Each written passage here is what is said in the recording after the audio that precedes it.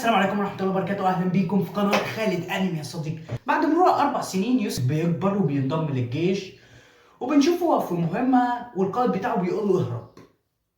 هو يروح حاصي كلام القائد بتاعه ويقول له أنا أهرب؟ إذا كنت ههرب من الحشرة ديت إزاي هواجه مصاصين الدماء وانتقم؟ وفعلا يطلع يجري على الوحش. طبعا أنا ما قلتلكش إيه الوحش دوت وهم فين. هم دلوقتي خارج أسوار المدينة جوهان. تمام، أنا خدت لك الاسم الياباني زي ما هو. الوحوش ديت يا صديقي طلعت من ابواب الجحيم. طبعا بعد ما انهار العالم وظهر الفيروس ودمر البشر وكل الكلام ده احنا عارفينه، طلعت برضو معاه الوحوش ديت. الوحوش ديت اضعف من مصاصين الدماء وما عندهمش عقل ولا بيتبعوا اي حد اذا كان من البشر او مصاصين الدماء. ومحدش يقدر يتحكم فيهم او يتنبأ بتصرفاتهم، فعشان كده هم خطيرين جدا.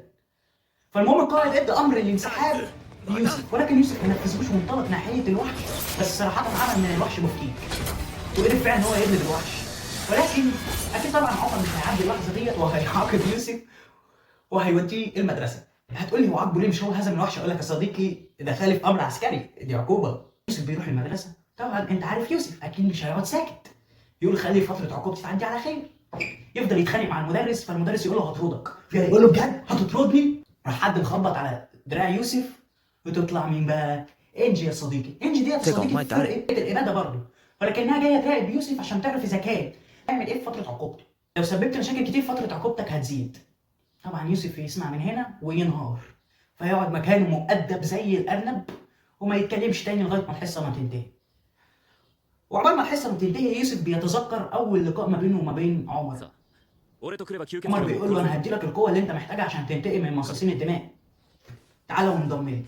وفعلا يوسف بينضم له، بيقول الغبي دوت مع انه قعد من 4 سنين الا ان هو اهملني في ال4 سنين دولت. الحصه يوسف بيكلم انجي وبيقول لها انت هتفضلي ماشيه ورايا كده كتير مش ناقصه ايه؟ فتقول له على فكره فتره عقوبتك هتفضل موجوده لغايه ما تكون صداقات. يقول لها ايه؟ ازاي يعني؟ على فكره انا واحد من اكفأ الجنود اللي موجودين في الجيش، المفروض اساسا يضموني لفرقه القمر. هي تقول له كنت عمر كان متوقع الاجابه. احنا مش محتاجين لشخص مش عارف يكون صداقات معانا في الفريق. مع اني اشك اساسا انك تقدر انك تكون صداقات. يوسف ماسك رساله ورميها يا صديقي، يقول الغبي كورن، وياخدوا بعضيهم ويمشوا. في حاجه يا صديقي انا عايز افهمها لك. المقدم عمر هو مسؤول عن اقوى فرقه لاباده مصاصين الدماء، لدرجه ان مصاصين الدماء اول ما بيسمعوا باسم الفرقه اللي عمر القائد بتاعها حرفيا رجلهم بتخبط. فرقه القمر الشيطاني هي اقوى فرقه في الجيش الاباده تما لاباده مصاصين الدماء. عمر ده بقى هو قائدها، هو اللي بيحدد مين يدخلها او مين ما يدخلهاش. حاجه في الفرقه دي بتمشي تحت قياده عمر.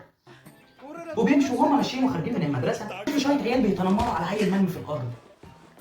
يوسف طبعا بيلف ظهره وبيمشي. اسمعوا هما بيقولوا له احنا يا ابني مش قلنا لك تروح تجيب لنا عصير؟ انت يا ابني مش عايز تبقى صاحبنا؟ يلا حبيبي روح هات لنا عصير زي ما قلنا لك كده وخليك زي الخرفان. يوسف اول ما يسمع حكايه الخرفان دي يتجنن. ليه بقى يا صديقي؟ لان هو لما كان عايش في المستعمره مع مصاصين الدماء كانوا بيعاملوهم بالظبط على انهم مواشي. فالكلمه دي حرفيا بتعفرت يوسف، وبيقول له انت بتتنمر عليه ليه؟ يقول له انت مالك يا صاحبي؟ يقول له انت عايز تتخانق؟ يقول له انا ما عنديش مانع. في مين بقى تروح؟ طبعا الخناقه لسه بتبدا ودوت بيدي بالبوكس عشان يضرب يوسف. تروح انجي متكلمه على فكره مديت ايدك على مدني فتره عقوبتك هتتمدد. ايه؟ انت جاي هتقولي لي دلوقتي؟ وياخد حته دي بوكس ويروح زي الشطور. طبعا نسيت اعرفك على صديقنا التاني اللي هو ياسين، خليك فاكره عشان معانا طول القصه اساسا. ويروحوا يجيبوا الطلبات اللي المتنمرين دولت كانوا عايزينها. هما ماشيين، يوسف يسال ياسين هو انت عايز تنضم لفرقه القمر الشيطاني؟ هما العيال دول كانوا بيتنمروا عليك ليه؟ ما كانوش بيتنمروا عليا، انا اللي كنت عاوز اصاحبهم يعني، بما ان الواد دوت يعني ترشح ان هو يدخل فرقه القمر الشيطاني، بس انا فشلت في الانضمام للجيش، فكنت بحاول يعني ان هو يتوسط لي عشان اقدر اني انضم. الواد المعفن ده دخل فرقه القمر الشيطاني وانا اترفضت منها. عمر مش عارف ليه يا صديقي اي مشكله تحصل يروح يوسف رميها على عمر. طب وانت ليه اساسا عايز تنضم لفرقه القمر الشيطاني؟ عشان عايز انتقم لك. اصل واحنا صغيرين اول ما حصلت الكارثه كنا في بيتنا ودخل علينا مصاص دماء، راحت اختي مخبياني تحت السرير ومصاص الدماء مسكها وقتلها، فانا عايز انتقم لها. بص انا متاكد ان اختك عمرها ابدا ما كانت هترضى ان انت تخليك تنتقم لها، كانت هتقول لك عيش حياتك، فكك من موضوع الشياطين دوت. فكك من موضوع انك تنضم للجيش، ده غير ان انت اساسا هتبقى عائق علينا لو انضميت لفرقه القمر الشيطاني. شوفوا مين بينصح مين يا صديقي ان هو يبطل ويكف عن الانتقام. يوسف اللي مجنون اساسا وعايز ينتقم باي طريقه ممكنه بينصح ياسين ان هو يبطل تفكير في الانتقام ويعيش حياته عادي. ويروح يوسف جاي ماشي، ايه اللي يحصل بقى؟ يسمعوا من وراهم صوت انفجار ضخم، وكل الميكروفونات تقول في صوت واحد: هناك مصاص دماء هرب من المعمل. اوبا، هرب من المعمل واحنا في مدينه، المعمل دوت في المدينه اللي عايش فيها البشر يا صديقي، يعني هتحصل حرفيا كارثه. والله اعلم بقى فرقه القمر الشيطاني هتيجي امتى. يروح يوسف باصص كده بضحكه شريره لو قدرت ان اقتل مصاص الدماء دوت هخلي عمر يعترف بيا غصب عنه. ويروح طالع، وانجي بتحاول توقفه بس مفيش فايده، يطلع يجري لغايه ما يوصل عند خزانته، اصله حاطط فيها السيف بتاعه والبندقيه اللي كان واخدها من مالك. ويطلع فعلا يمشي يروح عند مصاصه الدماء، يشوف مين بقى مستخبي. مصاصه الدماء ماسكه بنت ولسه هتمص دمها، يروح داخل بكل البرود اللي في الدنيا يوسف وباصص لها كده، ويشوف مين بقى مستخبي ورا الترابيزه. الواد اللي كان بيتنمر على ياسين تحت وبيقولوا ان هو انضم لفرقه القمر الشيطاني، هو باصص له كده ومصدوم بتاع. فالمهم بيرجع تاني كلامه مع مصاص الدماء، بيقول لها بقالي كتير قوي ما شفتش مصاص دماء وجاي دلوقتي وقت عليك، وبيشد سيفه. هي تقول له انت بتكلمني انا يالا، وبتروح نط عليه يا صديقي، ويفضلوا بقى هجوم في هجوم في هجوم في هجوم في هجوم، لكنها مصاص الدماء بتعالج نفسها. فطبعا بما انها كانت محبوسه فما عندهاش طاقه كافيه انها تواجه فيها. طبعا انت هتقول لي يوسف ده حته عيل، اقول لك لا صديقي، يوسف من اقوى المقاتلين حاليا، ده برضه كان بيتدرب مع الجيش الشيطاني من هو طفل، مش من هو طفل قوي يعني، ده من 4 سنين فاتت. فالمهم يروح ماسك السيف، هتجري ناحيه البنت عشان تمص دمها. يوسف لا، اصله كان بعيد، كان في اخر الاوضه. لا، فمين بقى يدخل يروح واخد مصاصه الدماء وواقع؟ ياسين يا صديقي، يروح واخدها وواقع. فطبعا هي لسه هتهجم على ياسين، يروح يوسف متدخل وصاددها بالسيف بتاعه، ويقول له عاش عليك يا ياسين، انت حرفيا فقت كل توقعاتي. يقول له دي اقل حاجه يا صاحبي. طبعا يوسف اول ما يسمع صاحبي يروح متشدد، فتروح مصاصه الدماء ماسكاه من رقبته، يروح زقاه بره، بيروحوا عين هما الاثنين من بره الشباك، يوصلوا الارض. اساسا يوسف كان حاطط السيف خلاص فيها. هتقول هو اخيرا ماتت؟ يقول لك لا يا صديقي، مصاصين الدماء ما بيموتوش غير السيوف ديت موجود عليها تعويذه معينه. انا همص دمك بقى قبل ما تيجي فرقه القمر الشيطاني. يروح عمر طعنها بالسيف، يقول لها السلام عليكم، ناديتيني؟ وبكل بساطه يا صديقي عمر ده بيجي يفنش. يروح يوسف قال له انت دلوقتي شفت مهاراتي، ما عندكش حجه، المفروض تعترف بيا بقى وتضمني بفرقه القمر الشيطاني. يقول يلا من هنا يلا، انت كونت صداقات زي ما بعت لك في الجواب.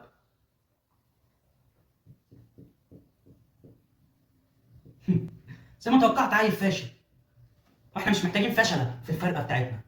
ويروح يا صديقي يجي يلف، يسمع صوت من ورا، يبص يلاقي مين بقى بينط من فوق عشان يوصل ليوسف؟ ياسين يا صديقي، ويروح واقع على يوسف اللهبل. فيوسف طبعا يدخل له في حاله اغماء. تطلع مين من ورا؟ انجي يا صديقي، عمر، وتقول له حضرتك ايها المقدم اخر شخص يتكلم عن الموضوع ده. يقول لها خراسي. علاقتهم حلوه قوي يا صديقي ببعض، بيضحك في بعضك ليوسف. خراسي برضه. وبينتهي بينا المشهد عند يوسف وهو في المستشفى فوق، وبيلاقي انجي وياسين موجودين معاه في الاوضه. هي بتقول له صباح الفل يا عم، بقالك كتير نايم. ويروح ياسين حضنه ويقول له اخيرا فقت، اخيرا. ياسين دوت يعني على الله حكايته والله. فالمهم تقول له انت حاليا اتقبلت في فرقه القمر الشيطاني. ياسين يقول له الف مبروك الف مبروك. تقول له وانت كمان؟ يقول لها انا؟ يقول لها اه. تقول له اه، القائد عمر اعجب بشجاعتك عشان كده ضمك للفريق. وبينتهي بينا المشهد يا صديقي في مستعمره مصاصين الدماء، وبنلاقي فريد ماشي عند البوابه اللي قتل فيها عيله يوسف، وفي مصاص دماء واقف في اخر الطرق. انا اعتقد يا صديقي انك صعب تتوقع من هذا، ولكن يا صديقي هو المفاجاه العظمى، ده يبقى مالك يا صديقي. مالك طلع عايش ما ماتش يا صديقي، ولكن يوسف لا يعرف ولا حتى احنا كنا نعرف. منك يا مالك. سمعت اخر الاخبار يا مالك؟ مالك ما بيردش عليه، مديله ظهره حتى ما بصلوش. قول له احنا لقينا اميرتك الغاليه يوسف. يروح مالك مطلع السيف وحطه على رقبته، ومن غير برضه ولا كلمه يقول له اهدى اهدى في ايه، انا جاي بس ابلغك. يروح سايبه وماشي. هتقولي ايه اللي حصل لمالك؟ ده هقول لك هنعرف دلوقتي، ما تسبقش الاحداث يا صديقي، انا برضه متحمس زيك. وبينتقل بينا الاحداث يا صديقي ومالك في عالم البشر. هتقولي ايه ده مالك خرج؟ اقول لك ايوه، مالك خرج عشان بيدور على مين؟ على يوسف، بس اكيد ما خرجش يعني عشان كده اكيد مش هيقول لمصاصين دماء ان انا خرجت عشان ادور على يوسف، لا ده كان طالع بره في مهمه بيامنوا طعام. هتقولي يعني ايه بيامنوا طعام؟ اقول لك اشرح لك. مصاصين الدماء محتاجين دم، يعني محتاجين بشر. فالبشر موجودين في كل حته في مصر، الجيش الشيطاني ما قدرش ان هو يوصل لكلهم ويامنهم، فاللي موجودين بره، لكن المهجوره اللي بره مصاصين الدماء بيدوروا عليهم وبيعملوا مستعمرات صغيره بره. المستعمرات دي بقى بياخدوا منها الدم وبيشربوا. فهمت حاجه يا صديقي؟ هم بقى كانوا رايحين يعملوا مستعمره من المستعمرات ديت. كان مين بقى في الرحله دي؟ كان مالك موجود فيها. فظهر واحد من وحوش يوهان، فيروح مالك ناطط على الوحش اسمه نصين بضربه واحده. ليه بقى؟ لان كان في بنت اساسا وقعت قدام الوحش فمالك انقذها. الارجواني ودوت واحد من مصاصين الدماء، بس انا ما بحبوش فعشان كده سميته الارجواني. الارجواني بيقول له واو ده انت قوي يا مالك.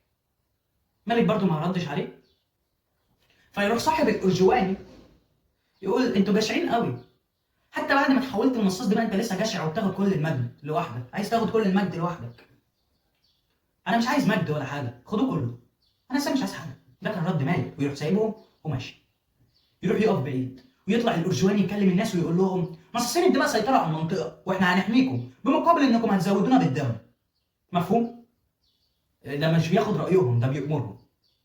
فتروح البنت اللي انقذها مالك تقول له ممكن انت انقذتني شكرا جزيلا، وتروح مدياله رقبتها وتقول له تقدر تشرب منها دم. مالك يبص لها ويروح سايبها وماشي. وساعتها بقى يفتكر مالك اللحظه اللي يوسف هرب فيها، اللي هم كانوا مقررين ان هم يهربوا فيها من مدينه مصاصين الدماء. يوسف اهرب انت يا يوسف، ويقول هو ميت حتى لو يوسف بس هو اللي عاش فانا مبسوط. ويدخلوا بقى مصاصين الدماء وكانوا لسه هيقتلوا يوسف. تروح مين اللي داخله بقى؟ ملكه مصاصين الدماء السلف الثالث رهف يا صديقي. تروح داخله وتقول له اثبت مكانك محدش يقرب منه. طب مين سمح لك يا فريد انك تيجي جنب صراف النهايه بتاعي؟ يروح صاحي ويقول لها هتقولي ثانيه واحده وازاي صحه مش المفروض اخد طلق في دماغي؟ اقول لك يا صديقي قلت لك ما بيموتوش غير لما بيبقى في تعويذه على السلاح، غير كده ما بيموتوش. اعمل اللي انت لو قطعت رقبته هيركبها تاني. فيقول لها حب ليك انت ما بتحبنيش، انت بتحب قوتي وبحب ده كمان على فكره فيك، خلاك تقرب من صراف النهايه بتاعي. على فكره صراف النهايه اساسا مخالف للقانون، فانت كده بتخالف القانون. يعني انا لو بعت لك مكالمه واحده بس للسلف انت كده رحتي في الباي باي. عيد كده تاني عشان ما سمعتش. انا بقول ان انا لو بعت مكالمه للساعه يروح مرمي بعيد يا صديقي. تقول له لا عيد كده تاني برضه عشان ما سمعتش، وتروح قاطعه له بدراعه وتروح حاطه رجلها كده. كنت بتقول ايه بقى عشان انا سامعي ضعف الفتره دي؟ لا ده حاجه كنت بقول انك جميله قوي. انا برضه بقول كده، ما تدخلش تاني في اللي مالكش فيه. وتروح سابع. هتقول لي ليه هو سابق فريد؟ اقول لك يا صديقي فريد يبقى السلف السابع، ما ينفعش ان هي تقتله كده من غير سبب وجيه. اي نعم هي اقوى منه وتقدر انها تقتله بكل بساطه، ولكنه لا يزال واحد من السلف، فلو قتلته هيبقى فيها بقى سين وجيم وحاجات رهف عايزه تشيل دماغها منه. فتروح عند مالك وتساله انت عايز تعيش؟ ممكن امنحك حياه ابديه. فهو يقول لها لا. تقول له مش باختيارك، وتروح مشرباه دمها. كده الصديقي مالك اتحول لمصاص دماء. بقى عند صاحبنا يوسف في المدرسه وبيسال انجي وانا بعمل ايه هنا؟ انا مش المفروض كده خلاص انضميت للفرقه؟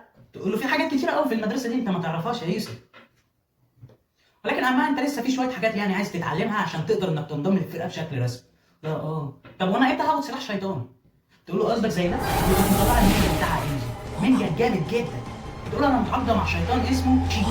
هتقول لي هو اسمه كده سبب اسمه كده بجد؟ اقول لك لا ده اسمه الفرقه. فالمهم هات المنجا ده النهارده وراح الدنيا. ايه العته اللي انت بتقوله؟ ما ينفعش انك تاخد سلاح ملعون لشخص تاني، انت لازم تكون متعاقد مع السلاح الملعون. طب اذا كان كده بقى تعالى نجرب قوته. وفعلا صديق الاثنين يهجموا على بعض، ولكن طبعا انجي هتكسب. ليه بقى؟ لان السلاح الملعون لا يمكن هزيمته بسلاح عادي. اي نعم يوسف عمل اداء مدهش، ولكنه برضه في الاخر اتهزم معهوش سلاح ملعون. نازلين عشان يتمشوا شويه، مين بقى يجي عليهم؟ ياسين وهو بيجري. في ايه؟ دول بيجروا ورايا عايزين ابقى القائد بتاعهم. ايه؟ طب بتقول ايه؟ بس يا ياسين احنا عايزين بس نعتذر منك ونقول لك خليك قائدنا. قائد مين يا عم؟ انا عارف ابقى قائد نفسي عشان ابقى قائدكم. هو في ايه اللي بيحصل هنا؟ وانتوا بتجروا وراه ليه؟ يوسف يا صديقي وهو بيدافع عن ياسين، او مفكرهم يعني ان هم عايزين يضربوه، معرفش ان هم عايزينه يبقى القائد بتاعهم. فيحكوا بقى ليوسف وانجي على اللي عملوه الثلاثه الهبل. هتقولي الثلاثه انت مش قلت اثنين بس اللي جم؟ هقول لك لا، ما هم كانوا ثلاثه. اصل هم الثلاثه نزلوا الغرفه المحرمه. الغرفه دي يا صديقي من الاخر ممنوع على اي انسان يدخلها غير لما في الجيش الشيطان. فهم كده عملوا جريمه فهيتعاقبوا عليها. هتقولي وايه عقاب الجريمه دي؟ اقول لك الاعدام. ما فيهاش كلام تاني ان الغرفه دي حرفيا محرمه. ليه بقى يا صديقي؟ لان الغرفه دي فيها شياطين، لما بتلبس حد بيتحولوا لانسان زومبي. يعني ايه بشر ولا هم مصاصين دماء ولا بشر، بياكلوا البشر وبيقتلوا في الناس، فبيبقوا شياطين بجد. الشيطان بيتحكم فيهم من الاخر يعني. اسمعوا كده ويروحوا نازلين، تروح انجي واخداهم بقى فين؟ في الضريح. هو مش ضريح بجد، هو مجرد اسم. ويروحوا فعلا نازلين وتوريهم الباب. طبعا دوت كان طلب يوسف، قال لها هو ده بقى الباب اللي هم وراه. ويروحوا فاتحوا وداخلين. تقول لهم لو سمحتوا اتفرجوا من بعيد. يقول لها الفاس دوت محدش متعاقد معاه صح؟ محدش متعاقد معاه. تسال ليه بقى؟ لا ولا حاجه، اصل بفكر اخده. ويروح ناطط، اصل هما كانوا في مكان مرتفع، يروح ناطط وطالع يجري على الفاس. هنعمل ايه مع العيل المتخلف ده؟ ياسين يطلع يجري يروح نادي فرقه القمر الشيطاني وتروح نطه وراه. هو فعلا يوسف يخش معاه في ضرب سيوف، ويوسف يعمل اداء مبهر زي العاده، ولكن انجي تروح حاطه الفاس بتاعها وتروح موقفاه تقول له بس انت مش مستعد حاليا.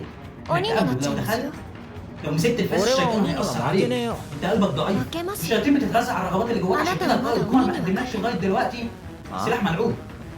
لا تصدقهم معطيني. ويروح حاطط السيف بتاعه في الغن ويروح رموه. هي تروح متفاجئه وتروح ماسكه السيف ورافعه الفاس بتاعها ورافعه المنجل. يروح طالع يجري واخد الفاس ويغمى عليه الصديق. بيقول اخيرا. احنا كل الكلام ده بقى يا صديقي عشان افهمه لك، يعني احنا بنتكلم حاليا في الوعي بتاع يوسف. خدت الفاس ويتصدم ان هو رجع تاني طفل وموجود مع عائلته. ايه؟ مالك؟ ويقولوا له تعالى كل معانا، انت ما بتزورناش ليه؟ وفعلا يروح ياكل معاهم. انت ما بتجيلناش كتير ليه يا عم؟ انت مشغول قوي كده. طبعا يوسف مش فاهم اي حاجه في اي حاجه. هو بياكل يسالهم هو انتوا احياء؟ فيروح مالك ردت عليه ويقول له لا طبعا احنا كلنا اموات. انت نسيت ولا ايه يا يوسف؟ انت هربت وسبتنا. بس انا ما هربتش.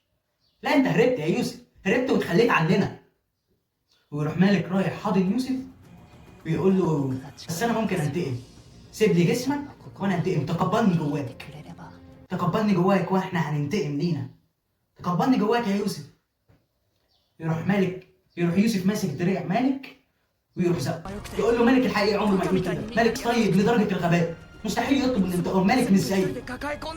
ويفضل يقول كده لغايه فعلا ما يفوق صديقه، ويبقى كده يوسف اتغلب على الشيطان لوحده. ده طبعا انجاز كبير جدا، مش اي حد يعرف يعمله. على فكره انا كده عملت انجاز. انا اعتقد كده قائد عمر ممكن يعترف بيا. فهي تقول له فعلا هيعترف بيك، فعلا ممكن يعترف بيك وبمهاراتك. بس على العموم انت هتبدا من بكره تدريبك في وحده القمر الشيطاني. هو يقول هي يا ترى هتعاقب على اللي انا عملته ده ولا؟ دي كان كلام ما بين انجي ونفسها، لانها خدت القرار ده لوحدها من غير ما ترجع لعمر.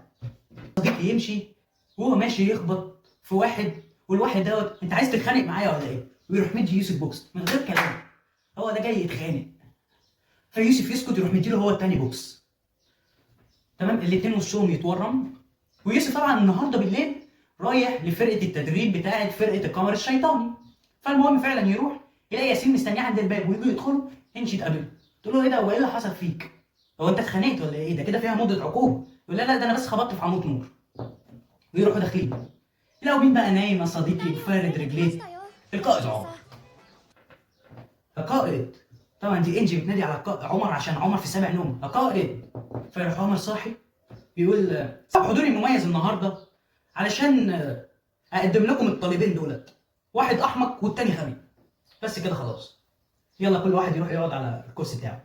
بتقول على مين احمق؟ ها؟ على فكره يكون في معلومكم كلكم، انا مش جاي هنا عشان اتصاحب على واحد فيكم، انا جاي هنا عشان اخد افضل سلاح موجود. فاياكم تكونوا مفكرين يعني انكم جامدين او حاجه. فيروح جاي تدين بوكس على دماغه يسكتوا فيها. يقول له روح اقعد في كرسيك يلا.